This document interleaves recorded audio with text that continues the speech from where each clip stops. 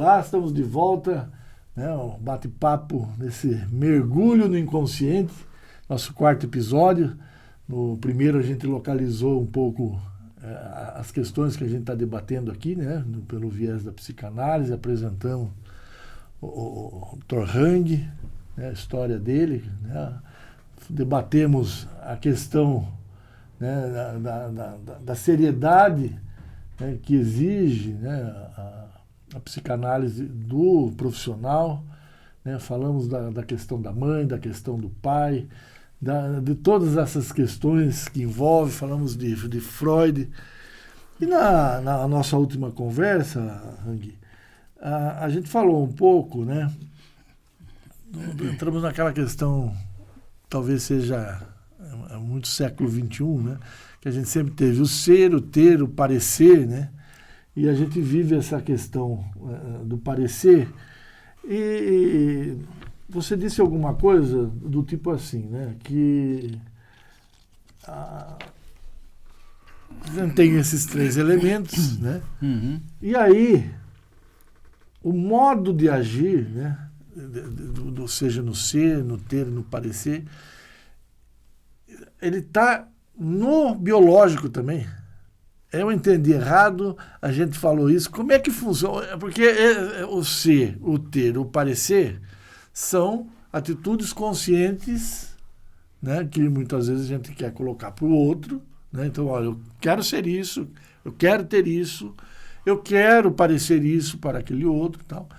Esses elementos, eles estão, vamos dizer, no âmbito do consciente, né? Porque eu tenho, quando ajo nessa busca, sempre pensando no outro. Existe aí, né, esses elementos do inconsciente também? Então, eu quero ser, eu quero ter, não é uma coisa só consciente, né? Ela é inconsciente também. Você veja, aos 10 anos de idade, eu cismei que eu ia ser médico. Eu não tinha total consciência disso. Eu queria ser médico, eu achava talvez bonito ser médico, alguma coisa assim. Mais tarde é que eu fui entender por que eu queria ser médico, né? Eu perdi o meu avô, a quem eu era muito apegado, assim, né? Ele foi um pai para mim. Eu perdi meu avô com 10 anos. E ele teve tuberculose, teve uma insuficiência cardíaca. Então eu via sempre o médico lá em casa, o farmacêutico que ia na casa dar uma injeção, né? E quando eu tinha 10 anos, esse avô morreu. Depois, mais tarde, que eu fui perceber que o meu desejo tinha a ver com a morte do meu avô. Eu não tinha conseguido cuidar dele como talvez eu quisesse, mas eu poderia cuidar de outras pessoas, né? Então, Esse mecanismo a gente pode aplicar para qualquer ser nas decisões que tomam? O mecanismo que a gente está falando é o mecanismo da representação, né? Quando a gente fala de vida psíquica, nós estamos falando de alma humana, né? A alma humana é a nossa vida psíquica. E o que é o ser psíquico, né? É a capacidade de interpretação da experiência, né? Eu vivo uma experiência, eu tenho que entender aquilo que eu estou vivendo. Acontece que isso não está muito na moda, porque o ser humano hoje, pressionado pela necessidade de ser, de ter, de ganhar, de gastar, de consumir, ele está diminuindo a capacidade de perceber a experiência e de atribuir um significado para ela. Imagine se eu passasse a vida achando que, para mim, eu queria ser médico porque era bonito, sem poder fazer uma ligação com uma raiz tão importante que era o fato de eu ter perdido o avô precocemente. Mas a gente passa, se a gente pensar no ser humano em geral, né, mas o brasileiro em particular, ele passa a vida sem fazer essa ligação. Quer dizer, a ligação, ela existe, né? O que eu estou tentando te provocar e entender é assim, quer dizer, o motivo está lá, Mas eu posso viver sem saber esse motivo. Vive. Só que eu tenho uma vida diferente do que aquela que se eu soubesse o motivo. Você tem uma vida que pode caminhar assim, por uma pobreza experiencial, por uma futilidade, né? Quanta gente você conhece que tem dinheiro e gasta com sapatos de marca, carro de marca, camiseta de marca, né? E nem sabe por que ele está fazendo isso. Porque está distanciado o aparelho psíquico, essa alma humana, esse aparelho está defeituoso, né? Está quebrado. Então ele não tem condição de perceber a coisa que ele vive, né? Isso, algumas vezes, leva o sujeito ao tédio, à depressão, né? Mas na maioria das vezes, também o sujeito só percebe que ele está afetado quando ele tem uma doença somática, né? E ele vem dizer para você que a doença dele é a do corpo, não tem nada a ver com a mente dele, né? E aí a gente cai, né? A gente é educado, né? Para ter no médico a última salvação. É difícil alguém contestar o médico, né? Na grande maioria, você até tem lá uns teimosos, enfim, mas a grande maioria, ele falou, olha, eu consigo identificar quando o meu braço quebrou, uma dor física, eu consigo, tá? Porque é visível. Eu não preciso interpretar nada disso que eu estou ali vendo. Aí eu vou no médico, né? Então, se estou jogando bola, eu lá, vai no ortopedista, vai no pronto-socorro, bota um gesso, depois você vai no ortopedista. E pronto, essa é a lógica. Aí, né, esse ortopedista, o clínico geral, o médico em si, que é esse super, né, que a sociedade vê ele como a solução dos problemas, ele também, essa é a minha visão, e aí eu quero saber a sua, ele também está despreparado para conseguir discernir essa dor do corpo dessa dor do não corpo.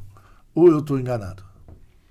Bom, o médico também está distante disso, né? Porque ele também está vivendo um momento onde é muito... é o corpo que está doente, né? É muito sintético isso. Está muito concreto isso, né? O corpo está doente, eu sei cuidar do corpo. Se você tiver com uma dor, uma inflamação, eu sei o remédio que você tem que tomar e pronto, acabou. As coisas da mente são muito complexas, né? Eu falei outro dia aqui que não é uma relação de causa e efeito, né? O remédio, se você tem uma dor, você dá um analgésico, você está atendendo a causa do problema. Agora, quando a gente está falando em mente humana, né, nós estamos falando em representação, em sentido para aquilo que você está vivendo, né? É diferente. O que hoje a gente consegue, você ter um ranking, vamos dizer assim, de que dores as pessoas estão indo bater no consultório do psicanalista ou até do psiquiatra? As pessoas vão pelas mais diversas questões, né, que são os quadros borderlines, uma patologia do self, depressão, angústia, pânico, são essas coisas que são comuns entre as pessoas. Mas não há uma resistência nisso, né? Eu falo assim, a pessoa está lá, isso aí é bobagem, sabe? Ou está faltando você rezar mais, ou está faltando... vai, pega uma enxada lá, você vai ver como você sara. A gente escuta isso cotidianamente, né? Isso ainda é muito real? É real porque, como eu estava dizendo, o homem foi se distanciando cada vez mais, né, da sua alma humana, do seu aparelho de representação, de pensar por que ele está nesse estado. Ele não pensa. Então ele vai procurar o analista, né? Ele tem as suas deficiências, mas ele não sabe do que ele está sofrendo. Porque o próprio aparelho de perceber a sua realidade está falido. Esse aparelho não funciona mais. Entende?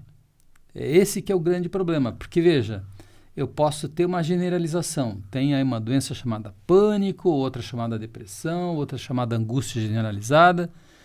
Mas, normalmente, a pessoa não consegue entender por que ele chegou nisso. Se você perguntar lá na porta do meu consultório, por que você está deprimido? Ele não vai saber, né? Por quê? Porque é muito pessoal, é muito singular, né? E enquanto você não acessar essa singularidade, você não vai entender o que está acontecendo. E o próprio sujeito não acessa, porque aquilo é inconsciente, né? Tem o lado inconsciente, tem a distância que o sujeito tem da vida mental. Como que a gente corrige isso? Ou é caso de correção? Veja, a questão é cultural, né? Você falou é genético, é biológico, é neurológico. Não, é cultural, né?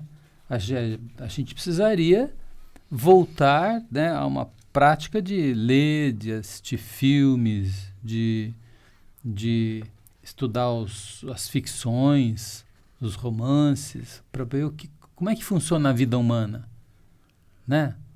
Então, esse contato, as pinturas, as músicas, né? Toda essa parte cultural, elas enriquecem o nosso repertório de perceber o mundo, de perceber como é que as pessoas estão levando o problema, né, que elas estão vivendo. A gente, mais de uma vez, e faz muitos anos, né, uma observação, falando das cidades do interior de São Paulo, que é um estado, vamos dizer, como diz a propaganda eleitoral, né, a locomotiva do Brasil, né, quantos anos a gente escuta isso, e mesmo aqui, né, com toda essa propaganda martelando, você tem uma farmácia a cada 50, 100 metros no máximo. Você tem farmácia, é impressionante, nunca vi tanta farmácia junto. E livraria cada vez mais extintas, né? Se você tem dentro de um shopping, ainda você tem uma grande rede, no geral, essa store, né, americana. Né?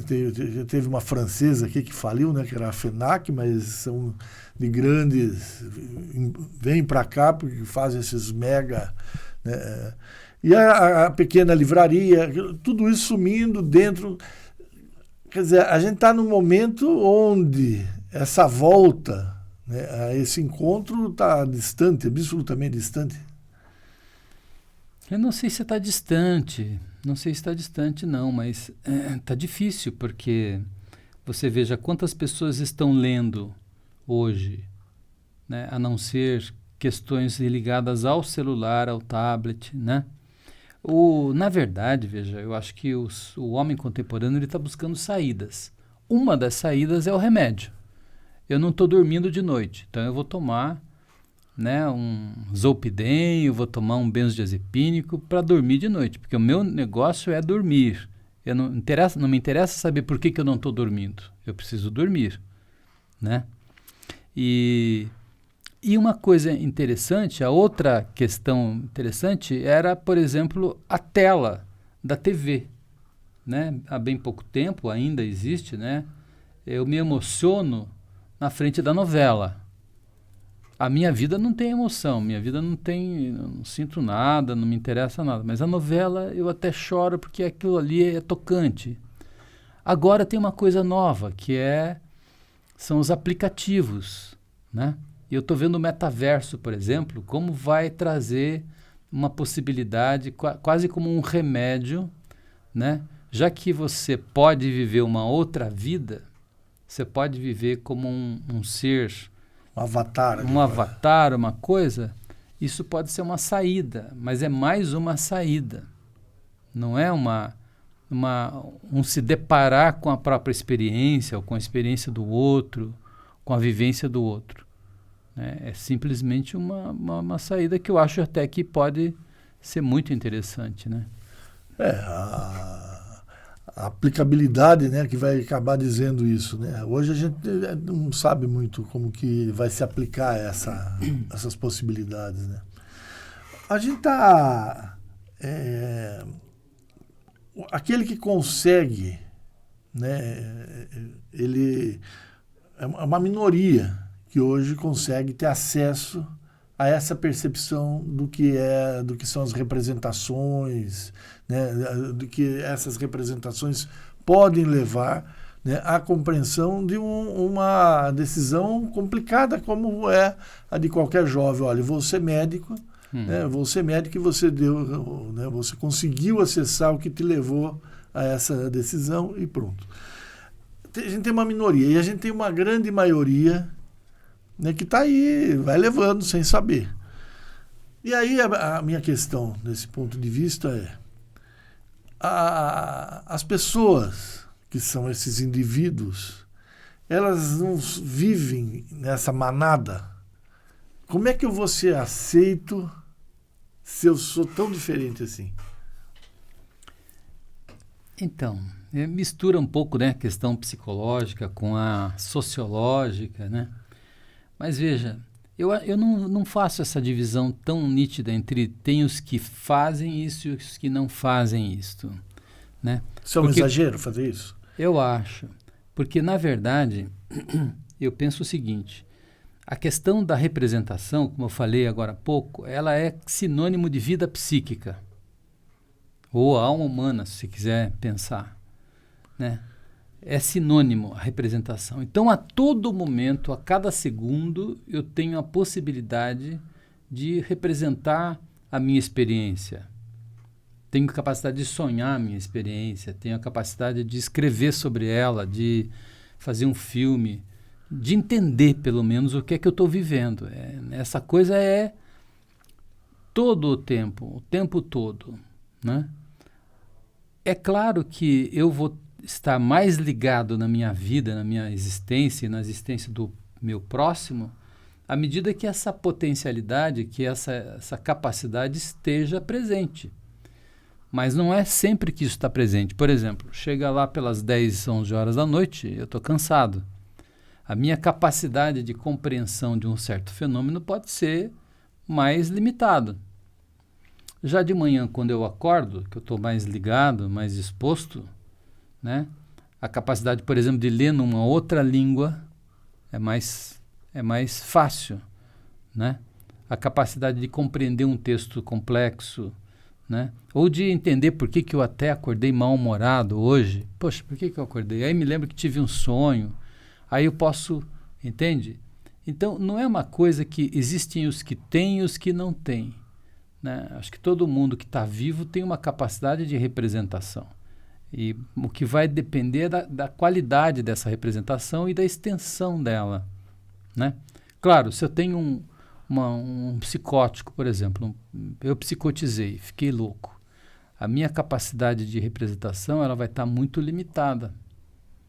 E eu vou precisar de uma ajuda, talvez de um psicanalista, que me ajude a entender aquilo que eu não estou compreendendo. Ou estou compreendendo de uma maneira equacionada de outra forma, né? Você toca num ponto, Hang, que me faz pensar aqui.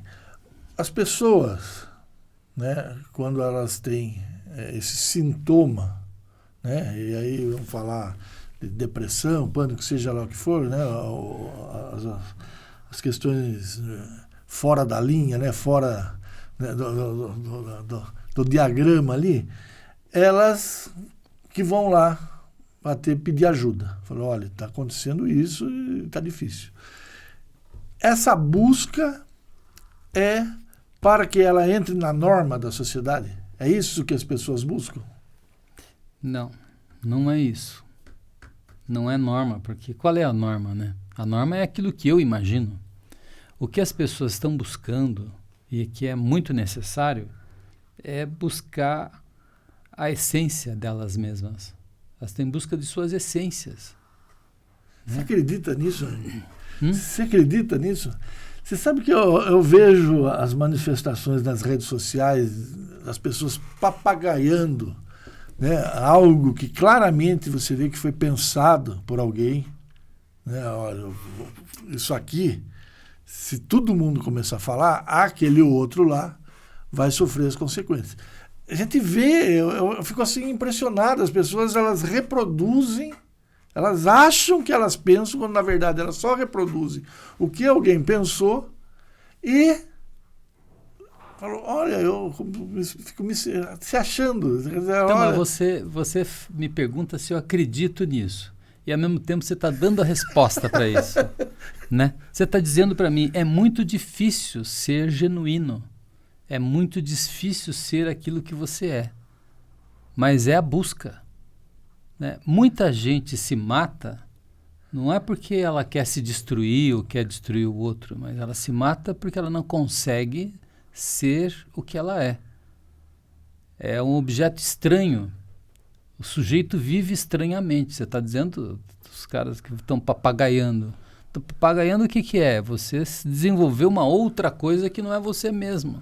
Então, não sou eu que acredito, né? Eu posso dizer aí, todos os meus colegas psicanalistas estão atrás disso, mas é difícil a pessoa adquirir uma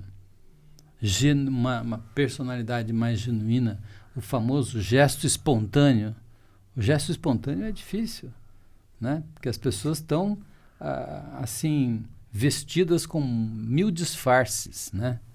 Nesse sentido, você não acha que a escola, essa escola normal mesmo, né?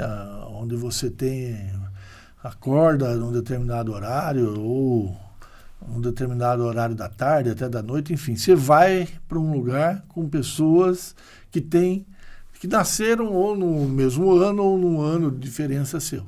Então lá formam as classes escolares. Quando você vai nessa classe, você tem lá uma direção, tem os professores, esses professores eles recebem uma orientação que vem de ministério, vem de Secretaria de Estado, falou, olha, nessa turma aqui, é esse conteúdo que você vai aplicar. E é ali começa a se moldar um tipo de pessoa que está se distanciando dessa vivência de que se encontrar com as próprias representações. Aquele que ameaça, a professora vai lá dar uma reguada. Hoje não é mais reguada, mas ainda existe. Você está saindo da curva.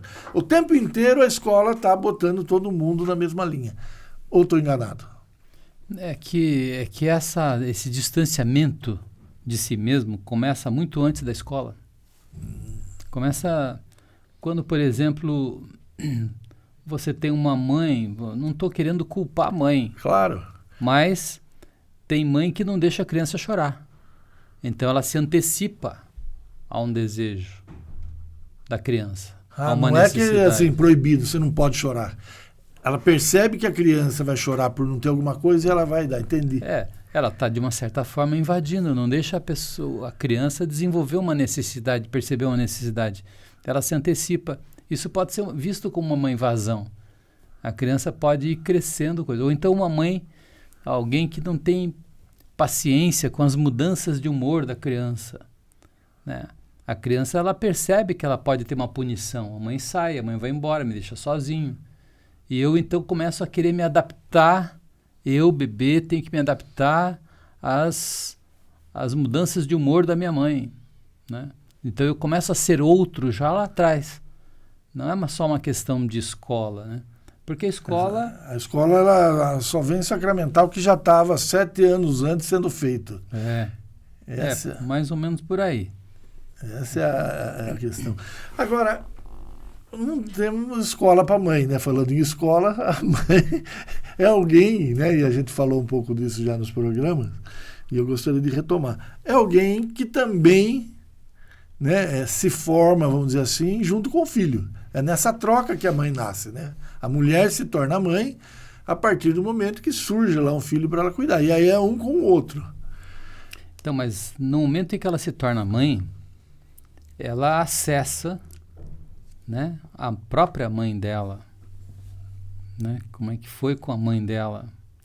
E o jeito dela ser uma mãe, vamos dizer, suficiente, é podendo ter uma noção do que se passa com ela, dessa experiência, representar essa experiência. O que é ser mãe? O que ela está fazendo ali? Ela está fazendo só um ser crescer e andar e falar? Ou é um pouco mais do que isso, né? Então ela precisa ter noção mais, né? Às vezes uma menina de 20 anos tem essa noção. E uma mulher de 35, 36, como hoje tem mulheres começando a dar luz nessa idade, elas não têm. Entende? Mas o meu peito vai cair. ai, mas eu vou engordar 10 quilos. Né? Quer dizer, ela não tem muita noção do que seja a questão da maternidade. Né? Então, o remédio não é escola de mãe mesmo, não tem escola de mãe, mas tem a possibilidade de você pensar, né, no que significa essa experiência. Né? Você, né, pensar o que significa essa experiência. Pensar não é algo do qual as pessoas, de algum modo, elas estão fugindo. Isso não é contraditório, né, quando você diz, olha, a minha percepção é que as pessoas buscam ser genuínas. Esse vamos dizer, é da natureza delas. Elas nascem com esse sentimento, olha, eu quero manifestar aquilo que eu sou. Mas, ao mesmo tempo, por todo esse processo que você fala, que desde do primeiro vínculo com a mãe, aí entra o pai, entra o irmão, entra a casa, entra os vizinhos, entra a igreja, até que com 7 anos eu estou pronto para ir para a escola e reafirmarem tudo isso para mim.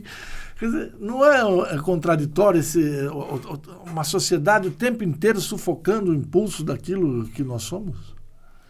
Veja só, não é uma questão da sociedade. Né? Nós, seres humanos, somos incompletos. Eu estou falando aqui da mãe e do pai, mas eu estou também alertando para o quanto eu, Hang, enquanto pai, posso ter atrapalhado a vida dos meus filhos.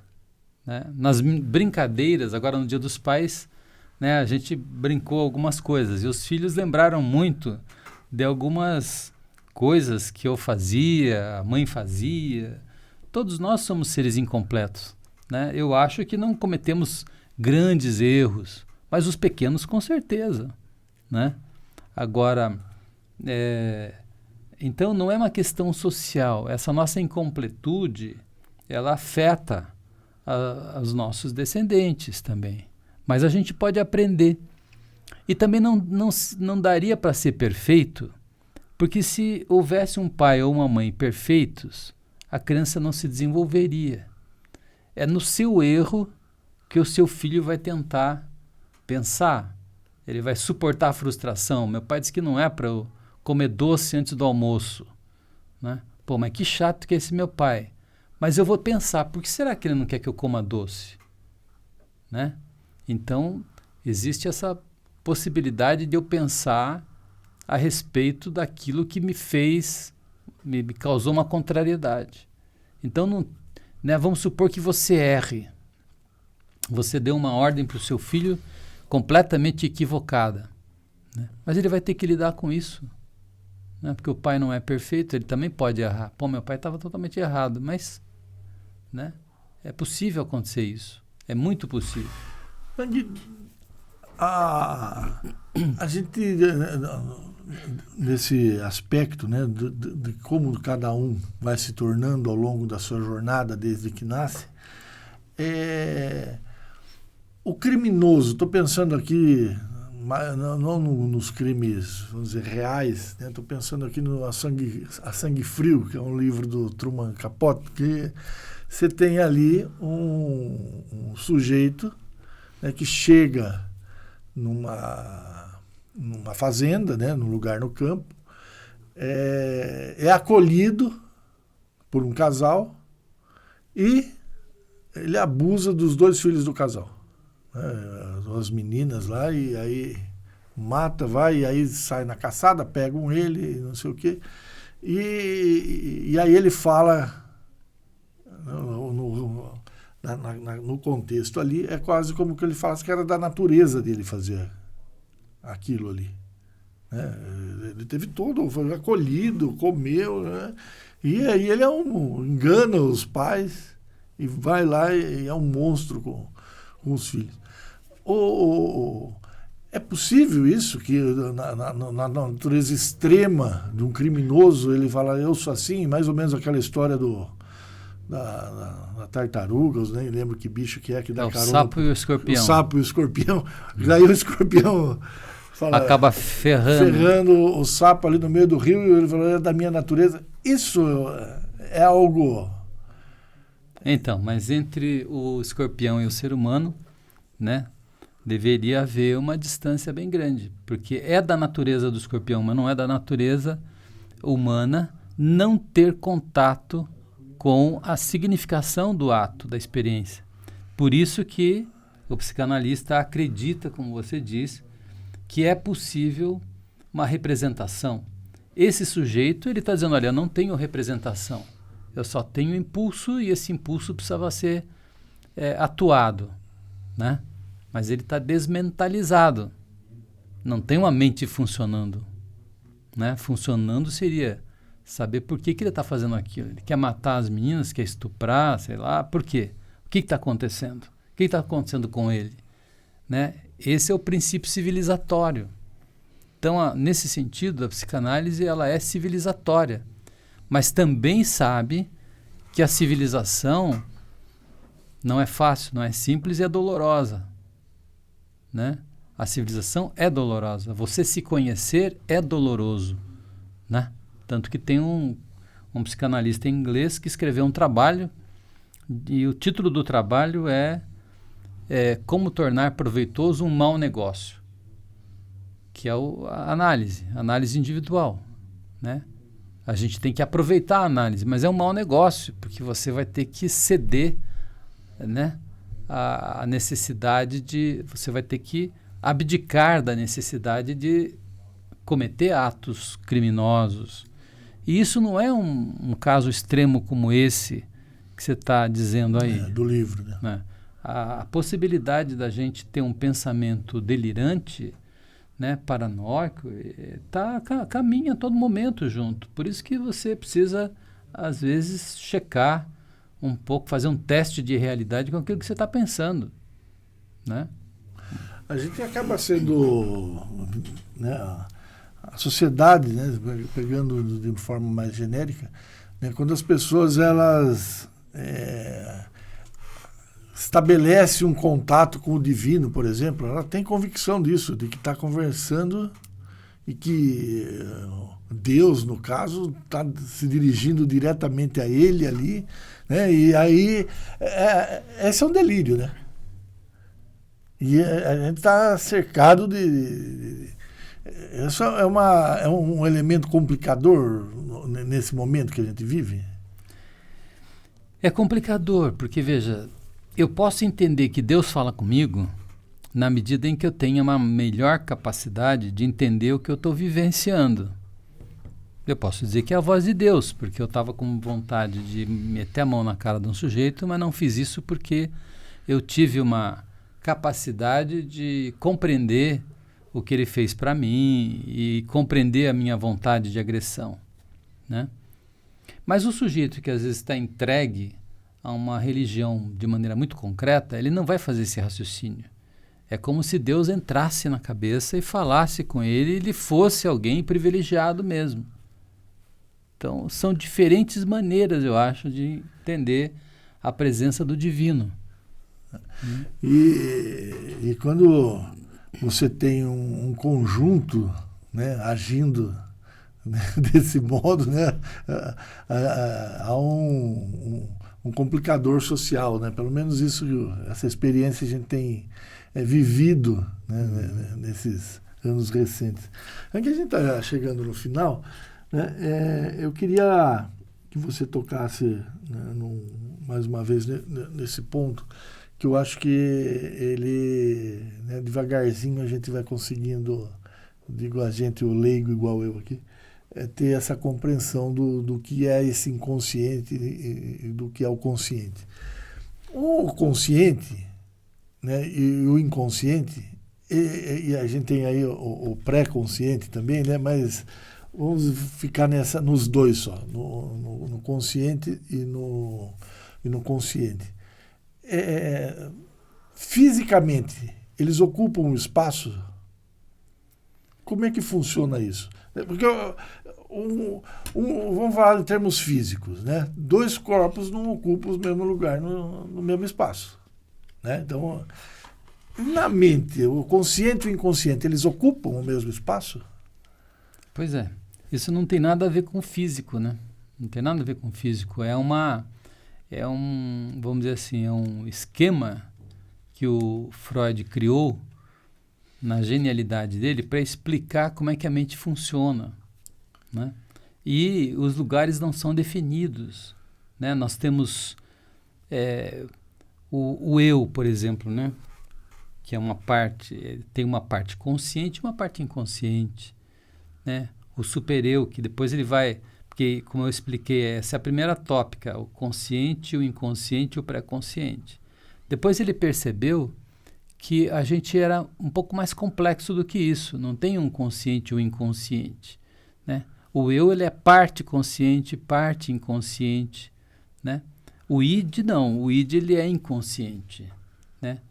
Existe um reservatório muito grande inconsciente desconhecido nosso, porque veja, a gente só sabe que uma coisa é inconsciente quando ela se tornou consciente, né? É isso que eu falo. Então a gente só vai ter consciência do inconsciente quando ele tiver a consciência dele. Até lá, então, eu sou... há uma série de coisas que eu não sei que estão em mim até que elas se manifestem. É isso. Exatamente. E agora, no dia a dia, né, o ser humano tem dificuldade para lidar com o não saber. Né? Você vê que você está perguntando do inconsciente, aquilo que a gente não sabe. E não sabe sobre nós mesmos. Eu não sei sobre mim mesmo. Né? Isso é muito difícil, é um estado muito difícil. Então, às vezes você vai abrir a boca para falar alguma coisa, uma pessoa que é muito conhecida sua já diz, mas já sei o que você vai dizer. Sabe? Será que a gente sabe o que o outro vai dizer? Né? Quer dizer, eu não tenho paciência de esperar que você diga alguma coisa. Eu prefiro acreditar que eu já sei. Né? Eu já sei o que vai acontecer. Não, ninguém sabe o que vai acontecer. Né? Mas essa capacidade negativa, ou seja, a capacidade de tolerar o eu não sei, é uma capacidade que precisa ser desenvolvida. O que a gente está falando é que viver é imprevisível, incontrolável e acidental. Por mais que eu controle tudo, por mais que eu precavenha qualquer acidente, quer dizer, há esse elemento muito real e concreto em cada um de nós, que é aquilo que nós não sabemos de nós. A gente pode achar que isso é muito assustador, ou a gente pode achar que isso é maravilhoso e que faz a beleza da vida. Eu estou nessa parte aí, viu? Eu acho que é isso que faz a beleza da vida. Mas é difícil, né? Difícil. É difícil. Primeiro, acho que o primeiro passo é se colocar de frente a essa questão, né? As pessoas estão muito, pelo menos digo em termos genéricos, né? Muito distante de enxergar as coisas assim, né? Mas tem gente que consegue. Não, que aí um filósofo italiano chama isso do poeta. O poeta é aquele que consegue enxergar isso, né? O ser humano contemporâneo, né? Que consegue ver o lado obscuro e o lado brilhante da própria vida, né?